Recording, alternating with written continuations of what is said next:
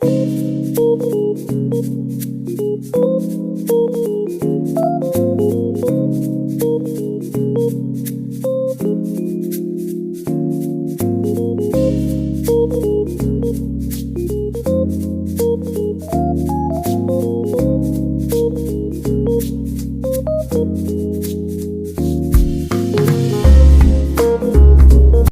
Squad.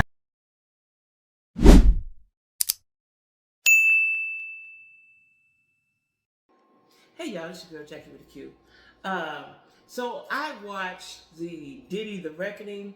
I watched it twice because I wanted to make sure that first of all that I didn't miss anything, and I wanted to make sure that I heard what I thought I heard and saw what I thought I saw. Right, and it was quite eye-opening, especially since I remember some of those episodes. I remember them, and now you get the backstory on it. It was quite interesting, right? I never looked at Diddy as any sort of threat, never. I never looked at him as a threat. I just looked at him as the dancing dude. He was great for the hip hop culture. He developed artists. He was a sampler.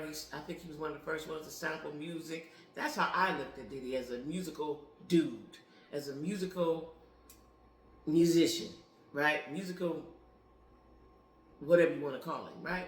That's how I looked at Diddy. Watching this, now I'm gonna tell you, the first time I watched it, I was interested. I was like, ooh, and I'm thinking back when things happened and what it was said, and because a lot of that stuff I remember, right? Just didn't know the backstory. The second time I watched it, I had to stop and come back and finish watching it today because it's a lot. It's a lot because it feels like all of the '90s was a lot. The music, I love Biggie. Biggie is in my car and on my playlist, right? Tupac as well. I always felt like, and it's to be true, that they didn't get to live their life, right? And they were great, especially Tupac was very prolific to me, right? And as I'm watching, Diddy is a destiny swapper. A destiny swapper is people who want what you have. They want what you have. They're not satisfied with what they have. They want what you have. Hence why he got everybody's woman. And a lot of people around him, when they were doing something he didn't like, something happened to him. He's a destiny swapper. Very dangerous individual, right? Now, Diddy, they started off part one, and this is going to be in 4 parts, just like I'm going to have this as part 1. Because it's a lot, and it's heavy, right? It's a lot to digest, and I can't tell the whole thing. I can't give my commentary in 5 minutes, right? It's a lot. People looked at Diddy as the black Superman in the music world, right? Because he started young. Now I'm gonna tell y'all something. Did y'all find it strange? Diddy at a young age, before he got weight on his face and a beard, he looked creepy. He had a creepy look to him. He had a skeleton sort of look to him. He looked creepy. Y'all didn't see that? He looked creepy to me, right? His face was, he looked funny, right? Anyway, he dropped out of Howard. Now, he was the dancing dude. He was in videos, but he said, this is what I'm going to be, and this is what I'm going to do.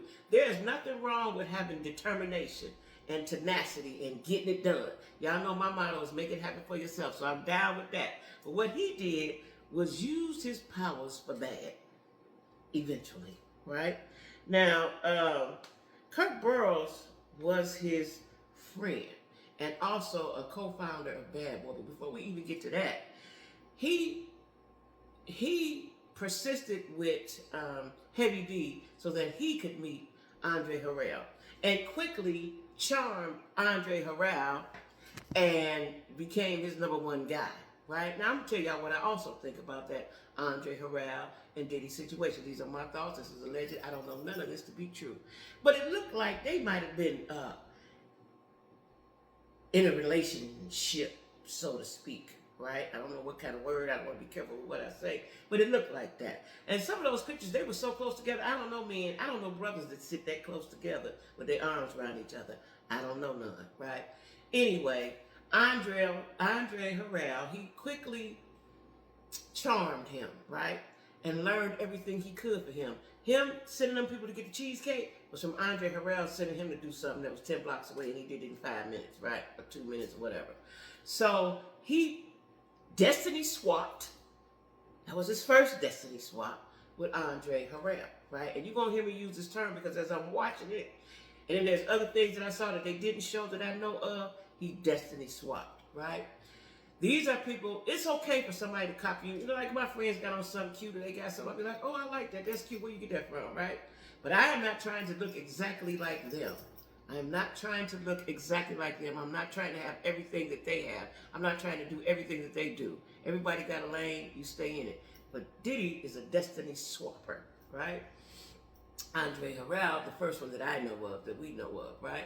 So Andre, they got so close that when Andre bought a house, Diddy moved in it before he did.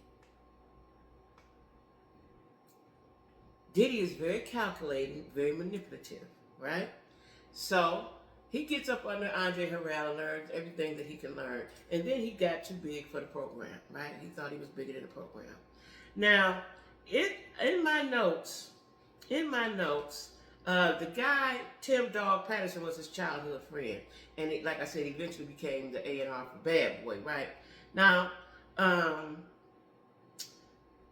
other guy, Kurt Burrows, was his friend as well, who I also believe they had some sort of a relationship with, right? Now, Diddy was intern at Uptown. Al B. Sure was there. Heavy D was there. And then they had Kim Porter, the beautiful Kim Porter. She's the receptionist. And she is the girlfriend to Al B. Sure. And I still, to this day, y'all, cannot understand what was going on with Al B. Sure. Okay, he got your girl. Fine, he got your girl. How did he get your son? You know, he was probably around Kim, always with Kim all the time. But how did that happen, right? I don't understand that. And that guy, that boy looked just like Al B. Sure, right? But that's a lot. He wanted her, knowing that he couldn't fight. He used his mind. Diddy whooped everybody with his mind. Which is a dangerous individual. He whooped everybody psychologically, mentally. He whooped everybody, right? Because I'm still trying to figure out, if you ain't paid me, if I don't get paid for a week, I'm blowing down on everybody. So I don't understand why they went through that, but we'll get into that later. But anyway, I got in my notes, Diddy looked spooky. I already said that, but he did look spooky, right? His father died young. He was murdered, and then his mom raised him. And I got a story to tell when I finish this about his mother, okay? Janice, I'm going to say, was getting money. Now, they said it nicely, and she said she was doing this and she was doing that. Janice was in the streets, and she was doing street shit, flat out. They said she drove a Cadillac. You know, she always had a Cadillac. She always looked good. Now, she dressed him like a man. I hate when women dress their little boys like grown men. Oh, that gets on my nerves.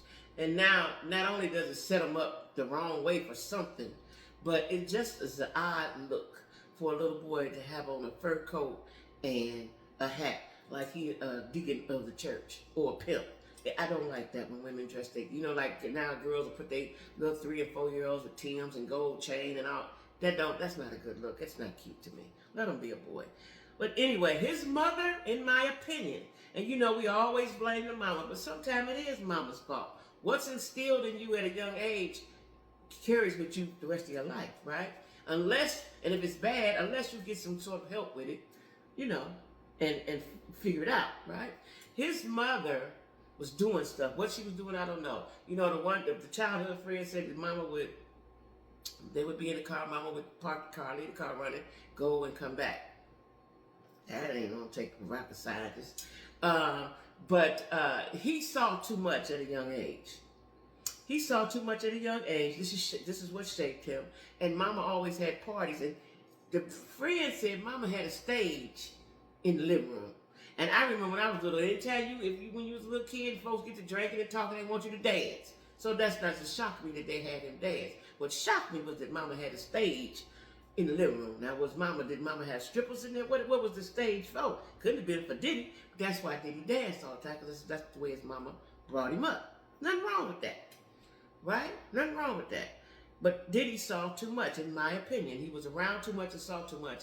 And probably somebody that he was around touched him. Where did he get that sexual deviancy from? Where did he get it from, right?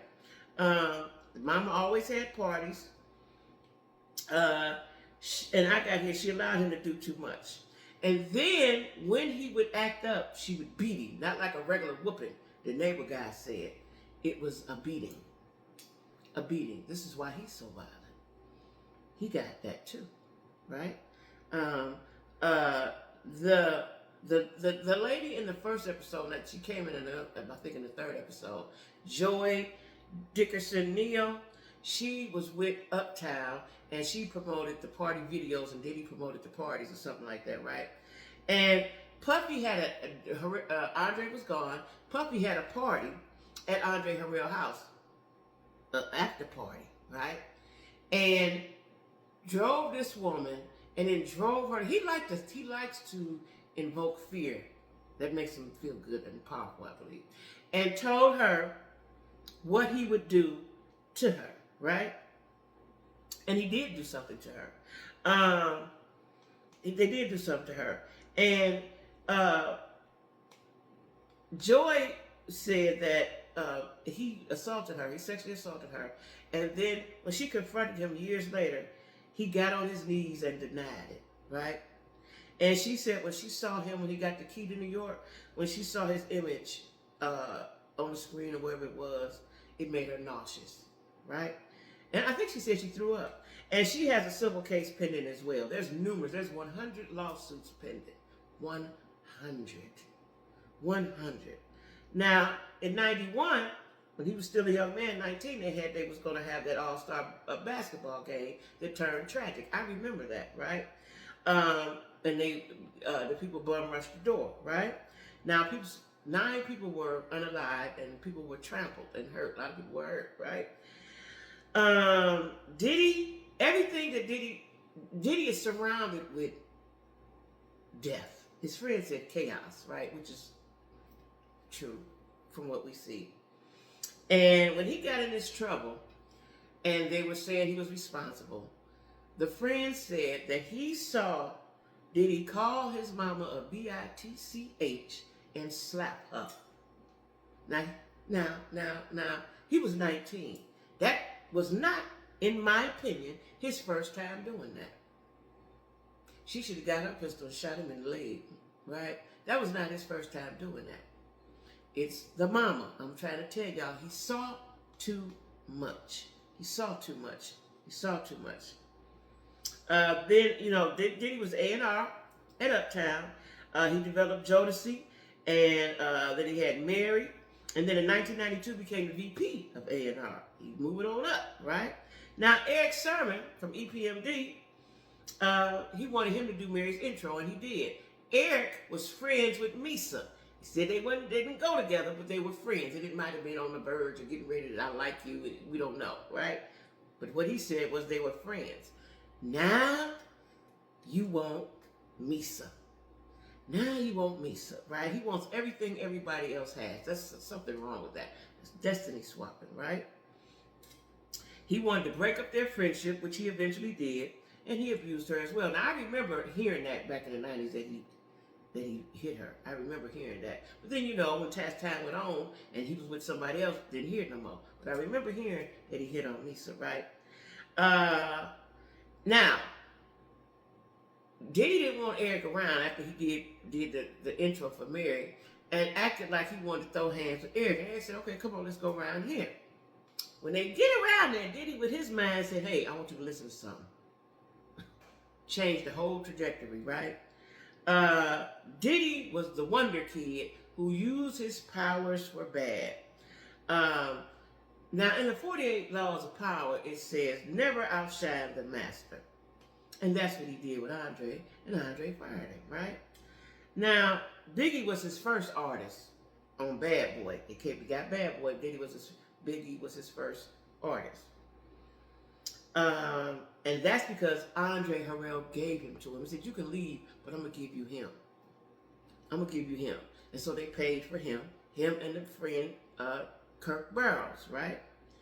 Now, they didn't have the money, so nobody was helping him, but Clive Davis helped him, hence the rumors that him and Clive had something going on, right?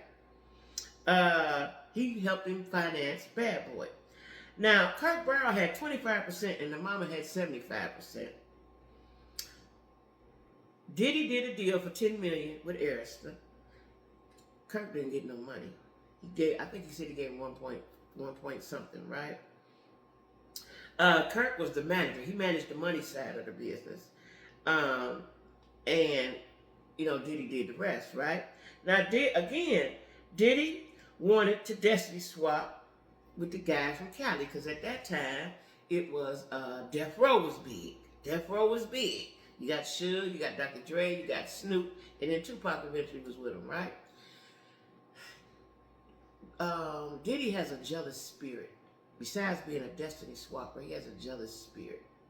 He has a jealous spirit, and nobody can tell me that he did not instigate, stir the pot, if not paid the people, like QPD said, to unalive Tupac and Biggie. He definitely instigated it. Right? Because Tupac and Puffy were cool at one time, and not Puffy, Tupac and Biggie, and he wanted Biggie would open up for Tupac. I didn't know that. I remember that they were cool, but I don't remember that part, right? He would open for him. Diddy likes to be in control of everything and everybody in his circle. So him kicking it and hanging out with Tupac didn't sit well with him.